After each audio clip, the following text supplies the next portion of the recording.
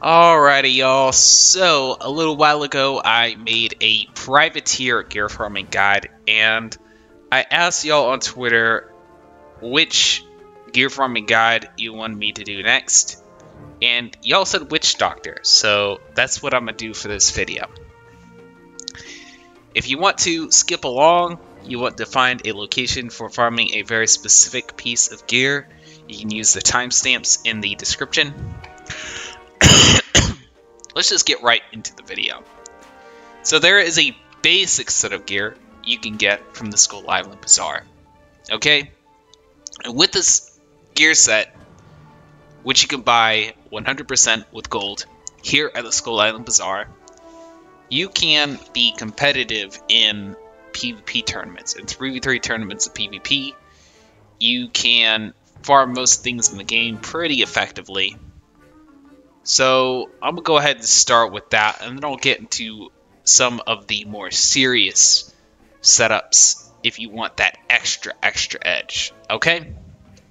So to get started, before you even have to farm anything, go ahead and go to the Skull Island Bazaar, hit the usable tab, hit the level again, go down until you find a hat that gives revive. Okay, you could do the same for the outfits and the boots.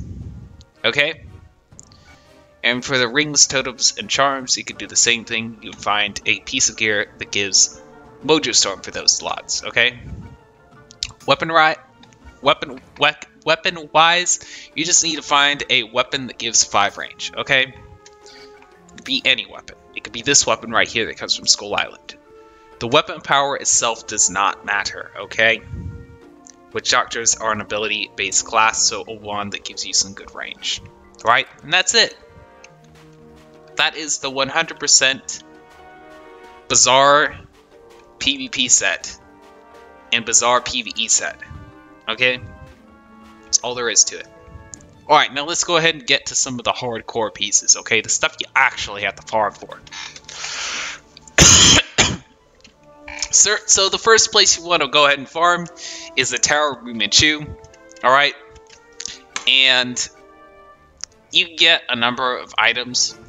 The main pieces you are looking for are stuff like this, like Warren's Song and Jobu's Embrace. You get hats, boots, coats, charms, rings, and totems that give Warren's Song, Jobu's Embrace, and Mojo Storm, okay? Now, they're all good, alright? Keep a hold of them.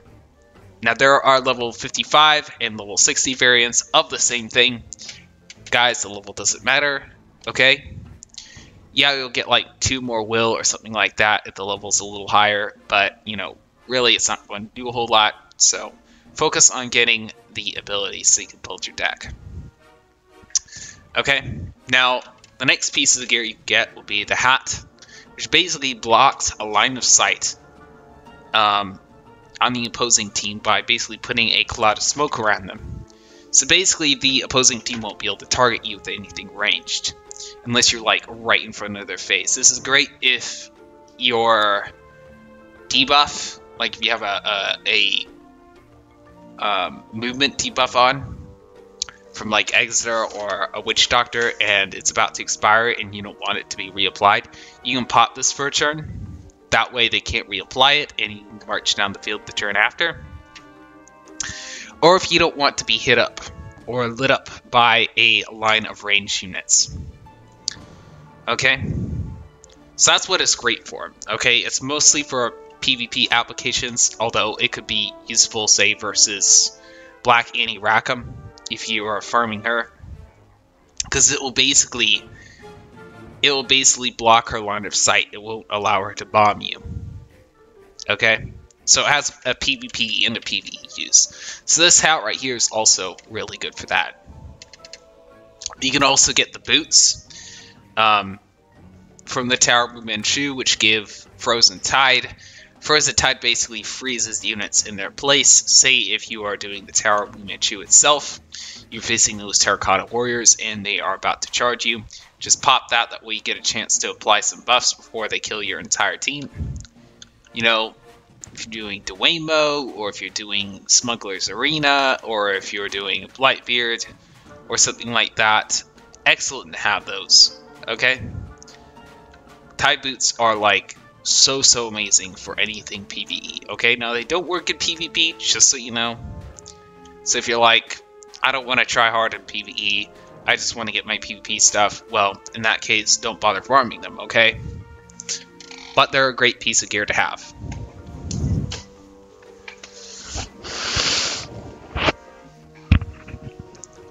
Alright. That's one place to farm. Next place to farm would be for this hat, okay? This Scout's Headband. You farm anything that's level 20 in a group of 4 because you can get a 4-lot group chest, okay? I farmed Santarana, okay? It drops from his regular chest, but if you get a 4-lot group chest, it's a much more common drop. You always get something that gives an ability from a 4-lot group chest, be it a hat, boot, or coat, okay? Might not necessarily be your class, but you'll get it, okay? So, that's what I recommend. Farming in a group of 4 is much easier than getting it from a single drop. Getting it from the group chest is so much easier. Alright? So, you know, those are the hats. Next place you might want to farm would be Fire Sands for this coat right here, the other fortress. You can also get this, basically the same thing, from Marylebone. It's this hat called the Robe of Houdini. Guys, it doesn't matter which one you get, you're just trying to get this Valor Fortress, okay? Any of those places you can farm. And, you know, later on in the video, I'll be showing you the locations of, you know, each of these farming spots. Just, you know, if you want to skip to that, you know, timestamps down below in the description. Alright, there's also a robe called the Captain Blood Flames, right? You can use those as well. There's a level 70 version you can get, you know, using Obsidian keys. And there is another version you get by farming an entire dungeon. It's the level 35 version. They're both basically the same thing. The level 35 version, I like farming that a little bit more because there is a second chance chest, and I like throwing in crowns as opposed to farming my heart out. So yeah, basically the reason that code is so good though is because it does 1,000 damage when someone walks into it.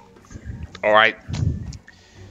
And if you apply scratch mojo buffs onto that, you can get it to go up to like 10,000 damage.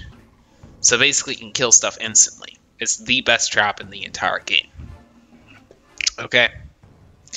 So those are the robes. You could also get the Boots of Houdini, which you get by farming, you know, various bosses in Marylebone. Okay? Just farm in a group of 4 once again. And get this, you can get these boots to drop very easily. Alright? Now for the weapon, you have a couple places you can go. You can farm this over here, the Fool's Wand. That's probably the easiest one. Then there's also the Moo Manchu's Wand. Probably the best wand in the game for Witch Doctor. But that is, you know, it's alright. You have to farm the Tomb of Cheng in order to get it. There is a second chance chest, which I threw in order to get mine, but it was a lot of crowns I spent in order to get it. I'm gonna be honest with y'all. And then you can get the champion weapons, which all give 5 range as well. Angry Orchard, you know, it's banned in most PvP tournaments. And, you know, in Spar Chamber PvP in general. But if you're doing ranked PvP, probably the best weapon you can use. Spring Champion Scepter, if you need a quick heal, great to have. Can heal you up to 50%. Can't be targeted onto other units though, so it's, you know, a so-so weapon. And then there's also the Summer Flames one.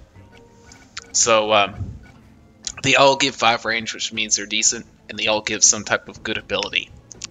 So those are some other options. Now, for the eye patch, by far the best one is Patch of Recuperation, PvP or PvE.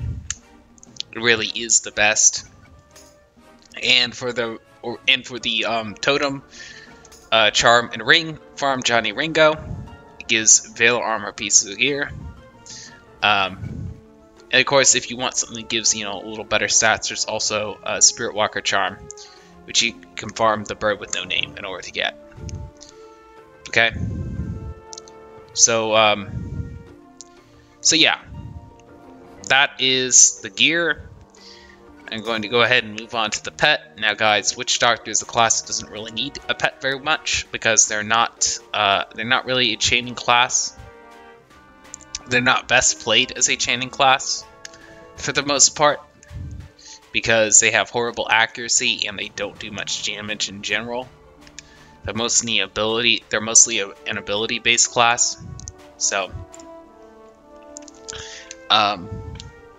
so yeah, as far as pets go, I suggest getting a selfish pet, a pet that gives Sneaky 2, Scent 3, and Webs, and a Rainbow Bless and some heals, okay? Like Rally and Regroup. That's what I suggest for a pet. Okay, now if you have to go the chaining route, then go for like Mojo Rising, okay? Go for Mojo Rising and Read Its Spell. Those are the two main ones you want if you're going for a chaining pet. Alright? Because you already get Mojo Echo rank 2, but you don't get Mojo Rising rank 2. So in order to complete the chain set, go for another Rising on your pet, okay? And y'all, that is pretty much it. I'll go ahead and take you to some of the farming locations. And yeah, once again, guys, feel free to use the timestamps to jump along in the video. Alright? Alrighty. So, this is where you get the bulk of the gear. As I said, y'all, the Tower of Moo Manchu. But it has 3 quests you have to complete. One of them is given by Lord Shagatai, the other by Governor Ambushu in Himitsu Garden. And the third one is, of course, given by Mickey Dugan in Avery's Court. I'll go ahead and take you to all 3 in case you don't know where they are located at. But they're all fairly lengthy quests except for the last one. The Emperor Moo quest does give you access to the dungeon where you also farm this wand that I have right here, the Moo Manchu's wand, which is really the best wand in the game for Witch Doctor. So we'll also be taking you to that dungeon as well.